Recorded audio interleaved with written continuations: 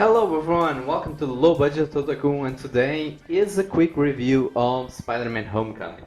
Yes, I also do movie, series and anime stuff like rants and reviews and sometimes top 10s.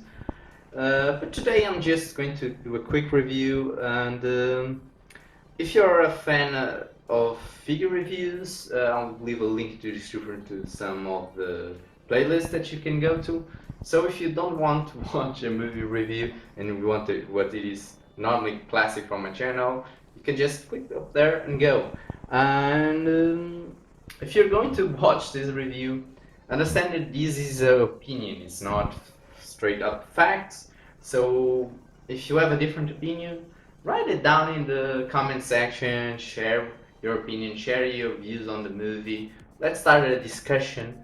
But don't just dislike the movie just because you don't agree with my opinion. Because if you're like that, if you cannot handle different opinions, just click away to another video. Just go. Don't be like that. Because we cannot all agree on everything. With that out of the way, let's talk about the movie. The movie was great. It was amazing. It was the best Spider-Man movie I've watched so far, and I was most likely, I wouldn't say surprised, because it was exactly what I was expecting for what I saw of Spider-Man from the Civil War movie. And yeah, it was great. The funny bits were really funny. Tom Holland is a perfect Spider-Man, I think. Especially for that age. For that age of Spider-Man, he did everything so great. He was like this kid who was still not really responsible. He wants to be part of the Avengers. He wants adventure. He's finding the fun on being a superhero, but he's still not aware of the responsibility of it. I think actually it was a very bad missed opportunity. It could use Tony Stark to say, "With great power comes great responsibility." I think they could have done so many funny things if they tried to make him say that. Like, it would have been great, but no. It's not an origin story, so they understood that people were sick of origin stories and reboots of Spider-Man, so they just went with the Civil War happened right now. And yeah, the Vulture is not a villain that I would put in a solo Spider-Man movie, but it worked really amazing. Michael Keaton, congratulations again, doing a great role as in this case, not a superhero, a supervillain. I did a great, and they adapt really well Vulture, because Vulture is not a character that you can just adapt straightforward to the screen like Marvel normally does. So they adapted to character and adapted really well. Now, for the most part, I only have praise for the movie. Fun, great story. I think there were some things that they could have added, but small things. The rest of the movie, it's like a movie that doesn't go forward too much on the MCU overall storyline, but it gives you more of Spider-Man, to care more of Spider-Man before Infinity War. So it worked great. I think the movie deserves your money, deserves you to watch. Go watch it. But if you read the title, I don't think it's perfect, and it worries me. Why does it worry me? Well, Marvel has been screwing up their comics a long time. They've been forcing diversity, they've been forcing political agendas, they've been forcing things that normally comic book fans do not like at all. We just want to watch our comic books in peace. But Marvel, that was always a company that was always diverse. You can look at every type of comic book, you'll find diverse characters everywhere.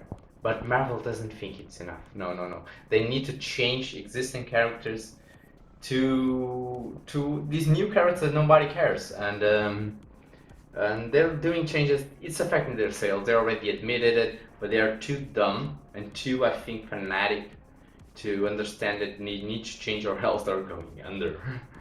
And I'm not kidding, you know. Comic book stores have been closing because of this Marvel move. It's terrible. But yeah, this movie is a little bit of that. Movies have been free of this bullshit from Marvel, but did not this one. This one is starting to introduce that trend, and that worries me. They get four characters that are terribly miscast and completely overall changed for this movie. Two of them I don't find it that serious. Other two, they are very serious. The first two that are not that serious is Liz.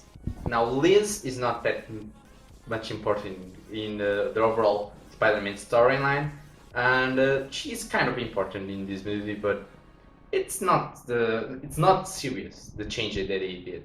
Original Liz was a blonde girl with blue eyes, and she's a character that she was a friend, I think, of Mary Jane Watson, and she ends up marrying Harry Osborn and having kids with them. So she's like a very secondary character. Here, there's a lot of interest from Peter to her, and in their case, actually, there's already like a precedent for this change. Spectacular Spider-Man series, I think, already changed the look of Liz to look more like Liz from this movie. So, yeah, I can understand why they would go for that Liz instead of the old Liz. They wanted to do something new, not just put Gwen and Mary Jane there already, because it's too early maybe for that. So I can accept that change. That change alone is not a problem. Then you have the fat kid, Ned. Ned, for those who don't know, this Ned, because the name, I actually went to check, the name is exactly the same. Again, a guy with blonde eyes, blue eyes, blonde hair, and he was the guy who became later on one of the green hobgoblins. Fuck, I'm fucking it up. All the names, fucking it up. Yeah, he was going to become one of the supervillains, and he was a guy that worked with Peter in, I think, the Daily Bugle. They were kind of rivals, I think, if I'm not mistaken. And why change it to an Asian kid? Fat Asian kid is Peter's best friend. Makes no sense whatsoever. Just why didn't you put another name in this character? Because if we cannot dissociate that name, the other character, with this kid. Now we're thinking, are they actually going to put this kid into a hobgoblin suit? Is this kid going to become the hobgoblin in the future? What's going on here?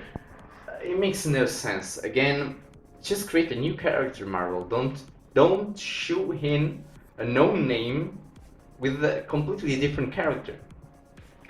Now, these two characters, again, they are playing different roles than the original characters. Not that bad. Then you have Flash Thompson. Flash Thompson was a character that was more important than most people thought. He was like, yeah, he was that jockey guy that was a bully to Peter, but he was actually a good guy in heart. He was poor, so he vented up a lot of his frustration on others. He wanted to be popular, he wanted to be a hero like Spider-Man, he idolized Spider-Man, and later on he actually becomes a hero and becomes Agent Venom. And he's a great character and deserved a lot better treatment than the movies gave him so far. But while the other movies kind of got a bit the visual aspect of Flash Thompson almost right, but they never gave him screen time, they never really gave him character development, they never gave him anything but just being a bully that Peter could use to then show off his spider sense in the movies. And in this movie, he's a guy that looks like he could be bullied himself. He's a rich prick that does not do any sports, at least not that we are aware of. Looks uglier and less in physical shape than Peter. So how the hell is he? He's bully. And he does basically the same geek shit that Peter does. He's just bad at it. There's no sense to this character. No sense at all. I don't understand what they were thinking with this. It makes freaking no sense. Change the character. It ruined the character. They could have done Flash Thompson right for the first time in cinematic history. Right? Flash Thompson is actually a guy that when sometimes things would happen, he would try to save people. He would try to imitate Spider-Man. Here, when there's like a really serious situation, he tries to be the one to be saved first instead of others. They ruined the character. They ruined the character. And then you have Michelle. Michelle is an SJW. She's a social justice warrior. She's one of these millennials that basically blame the world for their problems. She was the character that I hated most in this movie. I hated the character. I wish she was in the elevator would go down and it would blow up. I'm exaggerating, but I really hated this character. She was a prick during the entire movie. Oh my god, I'm not going to the monument that was constructed by slaves. Oh, I just want to be here now, drawing people's pain and suffering. Oh, I don't have any friends. I wonder why you don't have any friends, Michelle. She was a terrible character, and in the end, she says, "Oh, my friends call me MJ." Mary Jane Watson, MJ, she is a very important character in the show. She's the one that helps Peter forget about Gwen Stacy, a big loss in his life. They get married. She's an amazing character that was not properly portrayed by Kristen Dunst, I think that's her name, in the first movies. First of all, she's pretty and hotter than that. She's very confident on herself. She's not going, I did this guy, I did this guy, I did this guy, I did this guy, and oh, look at all my life problems. She's a strong character. She understands what she wants. She's very dominant. It is one of the amazing things that she likes Peter and she goes out with him, because even though she's this amazing woman, she still sees Peter in a different light. And she's a model, she's an actress. She's an amazing character. And yeah. And apparently Marvel wants to replace her with Michelle, the social justice warrior.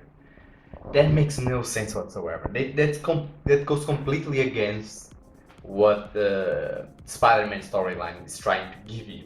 It's trying to give you that this guy that is nothing so important. She earns more money than him, the original Mary Jane. She could have any man she wanted, and she shows the hero, this nice kid that not that many people truly value the way that he should be valued.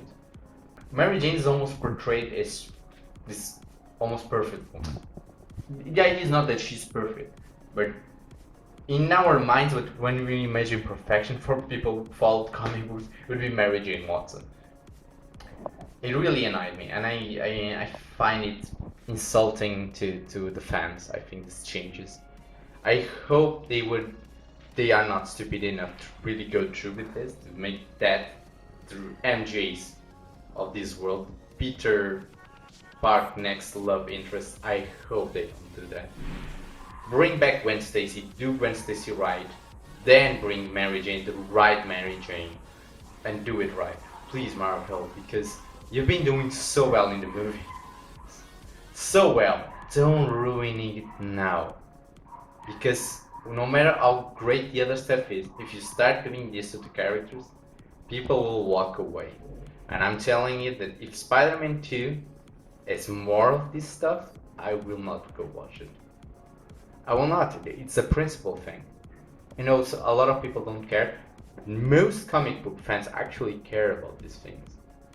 I would rather watch Amazing Spider-Man 2 30 times than watch a Spider-Man movie where that Michelle is the MJ of that movie. No. Bad Marvel. Bad Marvel. And I know that not everybody's going to agree with me. It's not meant to everybody agree with me. But if you have an opinion, tell me in the comment section below.